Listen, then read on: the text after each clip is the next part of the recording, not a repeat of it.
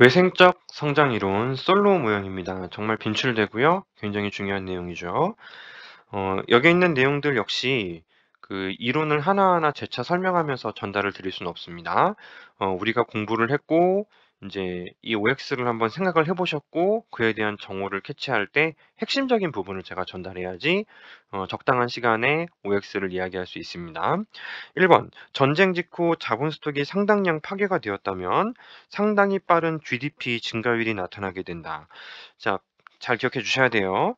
이 경제가 못 살 때에는 경제 성장 속도가 상당히 빠릅니다.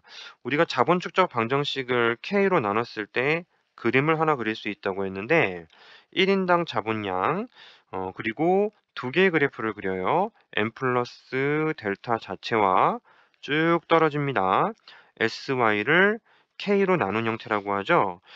여기가 균제 상태라면 이 둘 사이의 거리 있잖아요. K의 변화 U를 의미하는 게 K분의 SY 마이너스 N 플러스 델타가 되는데 이게 못 사는 국가는 좀 둘 사이의 거리가 좀 길다는 거예요.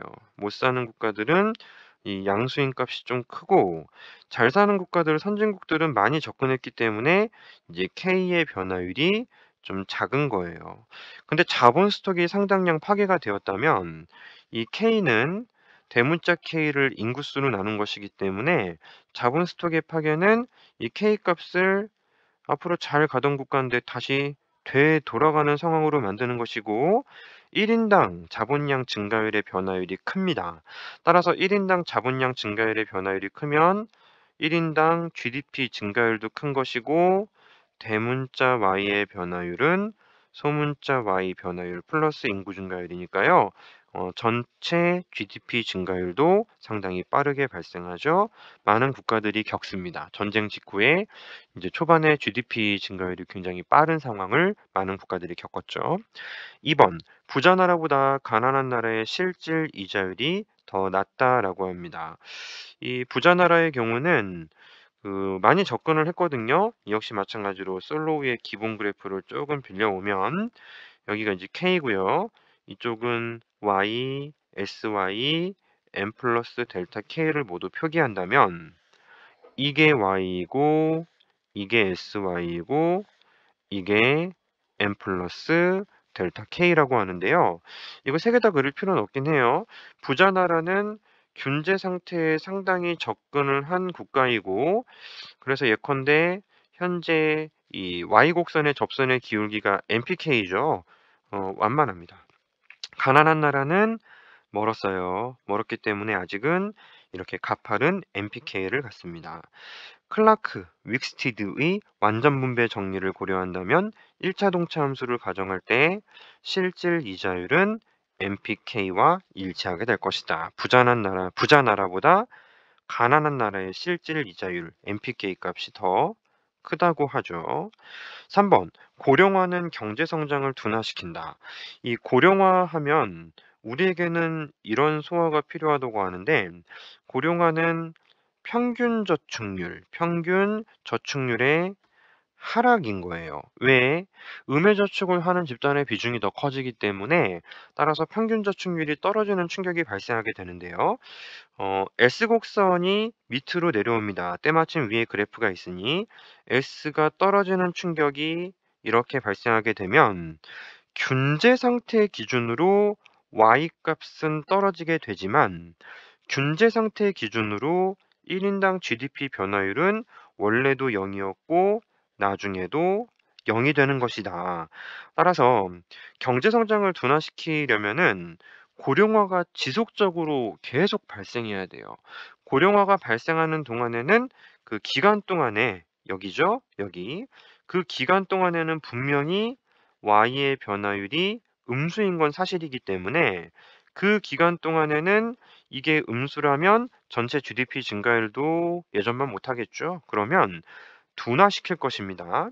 하지만 고령화가 이제 일회적 충격이다라고 전제하면 둔화시키진 않아요. 세모 칩시다.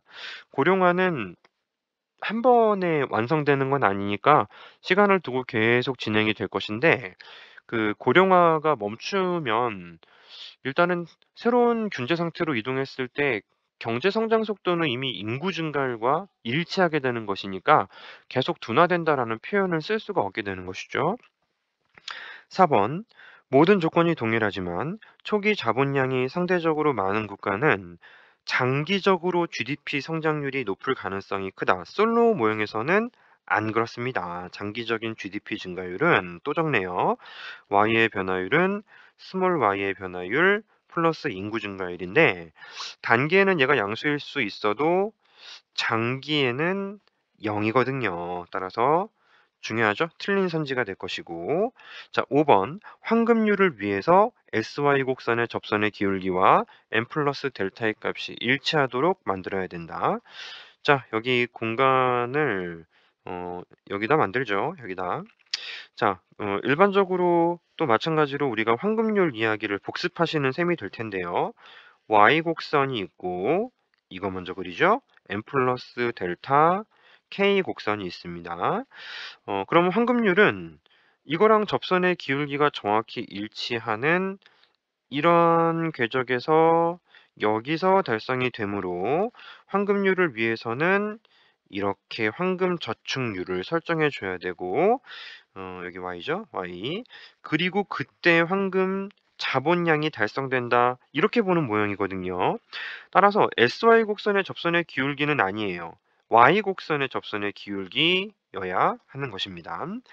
현재 균제 상태에서 1인당 자본량이 황금 자본량보다 더 크다면 이 경제는 황금률 달성을 위해 저축률을 감소시켜야 되겠죠. 당연히 감소시켜야 되고, 현 상태는 동태적으로 비효율적인 상태이다. 자, 교재에 있는 시간 경로를 여러분들이 머릿속에 떠올리시면서 판단을 내려주시면 될 겁니다. 왼쪽 밑에 그려져 있는 현재 상태는 이렇게 저축률이 좀 많은가 봐요.